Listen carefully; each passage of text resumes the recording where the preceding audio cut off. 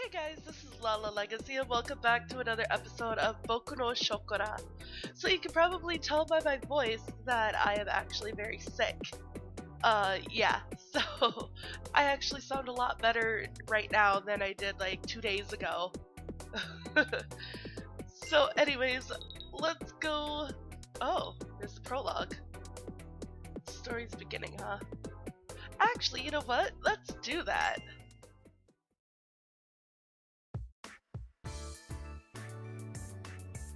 Because I don't think we've been through this yet.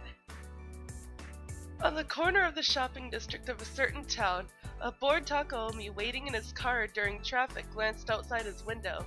It was around this time that he saw a woman dressed as a waitress send a middle-aged man flying off his feet with her magnificent right-hand punch. Takaomi was captivated at that exact moment. It appeared that the woman had taken it upon herself to pass down judgment on the middle-aged man to protect the young girl standing next to her from him. At a later time, when Takaomi was walking down the streets listening to his schedule from his secretary, he saw the appearance of the woman from the other day inside a restaurant on the other side of the street. It was a restaurant aimed at a more common crowd of people, and was quite different from the restaurants Takaomi normally used. The secretary rushed after Takaomi, who entered the shop without hesitation. Having taken the order of a man who was sleekly well-dressed in a ridiculously expensive-looking suit, Komachi grew nervous as his excessively good-looking face intently stared at her own face. Sorry, guys. What is with this person? Excuse me, what will your order be? With a fleeting exchange of looks with the man, the woman sitting with him, who was also dressed in a suit, ordered 2 coffees. Who exactly is this person? This man is...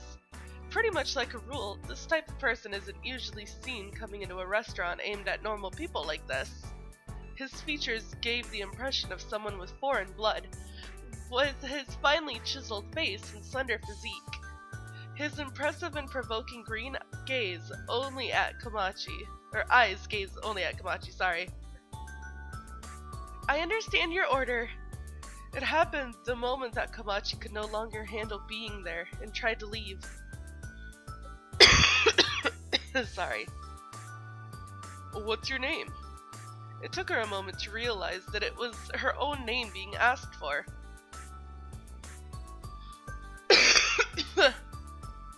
I really shouldn't be recording, but I have to.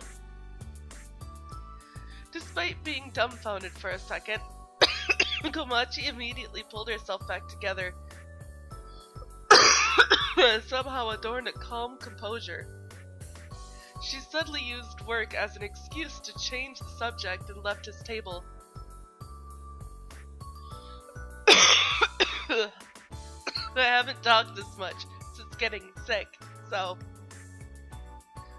Seriously, what is with that person? You normally wouldn't suddenly ask for someone's name. Or could it be that I somehow caused him to zero in on me? Even if she thought about it, she wouldn't know the answer, and she had no interest in asking either. Until the moment that man and the expressionless secretary woman left, Komachi ended up not being able to calm down and do her job properly. From the next day on, the man seemed to come to the shop every day, and without tiring of it, he asked for my name. His perseverance eventually got to me, though this back and forth show should have taught me of his obstinacy from the start. Alright, if you tell me your name, then I will tell you mine. The man looked slightly shocked. Oh, whoops. Alright, if you tell me your name, then I will tell you mine. The man looked slightly shocked for a moment. Then his face returned to being near expressionless, like always as he gave his name. So I told him my name. For some reason, my heart was filled with a slightly warm, ticklish feeling at the sight of his seemingly happy expression. I might like him a little. I might have thought that. That is, if he hadn't asked for my 3 sizes directly after. By the time I realized it, my punch visited his face. Although the man showed a pained expression, he didn't act like it was a big deal. He came back again after that. You could call that and my Takaomi's first encounter, or our beginning.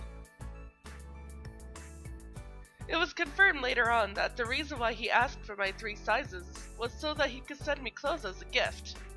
How abrupt could a person get? Suddenly talking about giving presents is abrupt too, but asking about one's sizes so soon is, in one sense, I guess you could say it's impressive. Furthermore, using that reasoning is like he's saying he thinks this waitress uniform doesn't suit me. Even if he gave me clothes as a present, there's no way I would wear anything aside from my uniform here. When I told him, he responded, "Is that so? I didn't know that," and was impressed for some reason. I wonder if he's that ignorant of the ways of the world. You could say that since then, without fail, Takaomi comes every day Komachi has a shift. The restaurant employees started to recognize him as a paint person after he always brought presents. And then there was how he spoke and conducted himself in an exorbitant manner.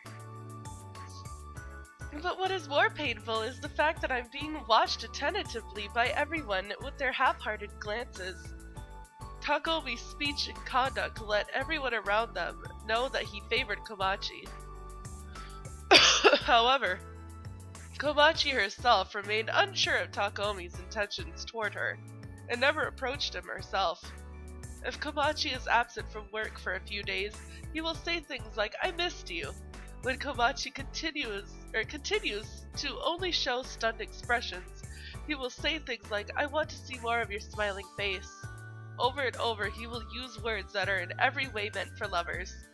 However, he still had yet to directly convey his feelings to her.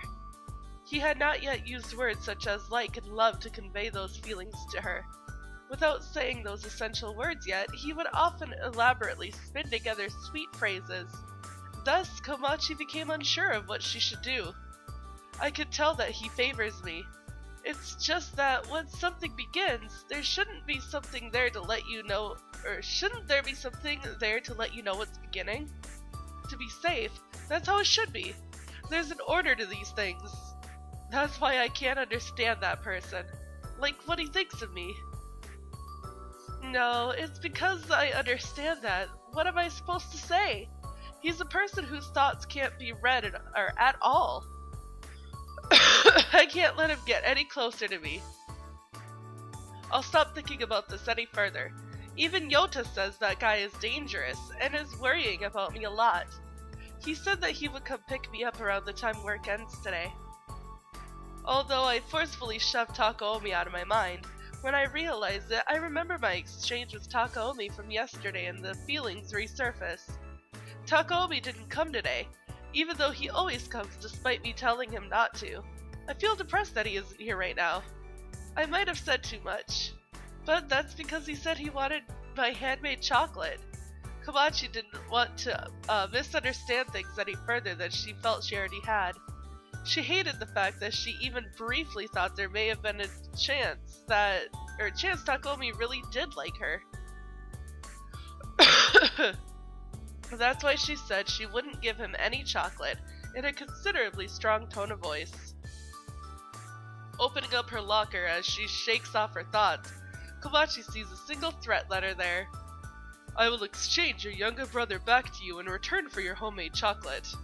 And so the stage was set in the room of a certain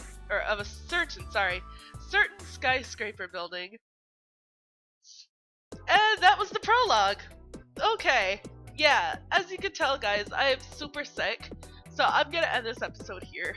Like, recording for 10 minutes, even 10 minutes is so hard right now, cause my throat feels really gross, and yeah, I have not talked this much since getting sick a couple days ago. So I hope you guys understand.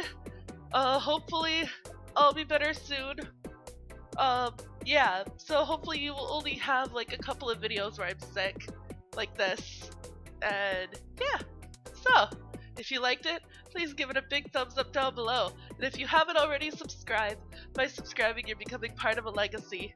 I love you guys so much, and I will see you in the next video. Bye bye!